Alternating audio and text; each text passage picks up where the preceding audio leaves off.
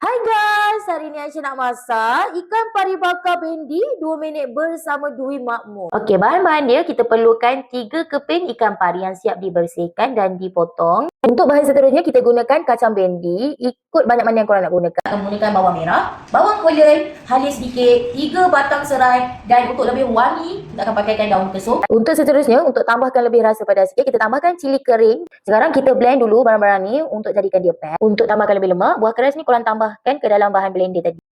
Untuk buah keras Dwi Makmur ni, korang boleh dapatkan dekat beg kuning Dwi Makmur ataupun dekat pasar raya. Jadi inilah bahan-bahan yang kita letakkan tadi. So kita kisar sampai dia jadi lumat. Macam sekarang saya nak potong dulu kacang bendi ni bagi bentuk macam ni, menyerong. Okey guys, untuk part ni kita nak goreng dulu bawang putih untuk taburan atas kita punya ikan bakar. So korang racik dulu bawang putih tu bagi lumat macam ni dan goreng sehingga dia garing.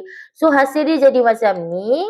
Okey, dah siap tu kita tumis pula paste yang kita dah siap blender tadi. Sambil tu kita racik dulu gula melaka melima keluaran Dwi Makmur, belacan kukup sedikit, taburan untuk belacan tadi dan juga gula melaka melima. Seterusnya tambahkan sedikit garam dan juga gula untuk tambahkan rasa di dalam paste kita lah. Korang nampak tak saya tengah pegang satu paket sup siam Arwemak keluaran Dwi Makmur. Sekarang saya nak tumbuk dulu rempah-rempah yang ada disediakan, rempah yang ada dalam tea bag sup series kita. So sekarang saya nak lomorkan minyak dekat atas aluminium foil untuk tempat kita nak balut ikan pari tu untuk bakar. Sekarang bahan tumbuk tadi tu saya lomorkan ke ikan pari dan bahagian bawah tu saya tepekkan sikit paste yang kita dah masak tadi untuk lebih cepat menyerap dan lebih sedap lah. So saya lomor-lomor paste kita lepas kita dah lomor rempah-rempah yang sup siam yang kita sediakan tu. Sekarang kita nak taburkan kacang bendi yang kita dah potong bahagian serong-serong tadi.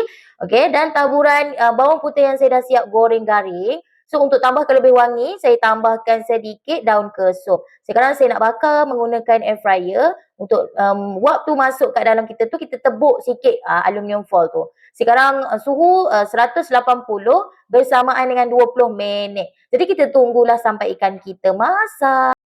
Sudah masa 20 minit, tengoklah hasil ikan pari kita.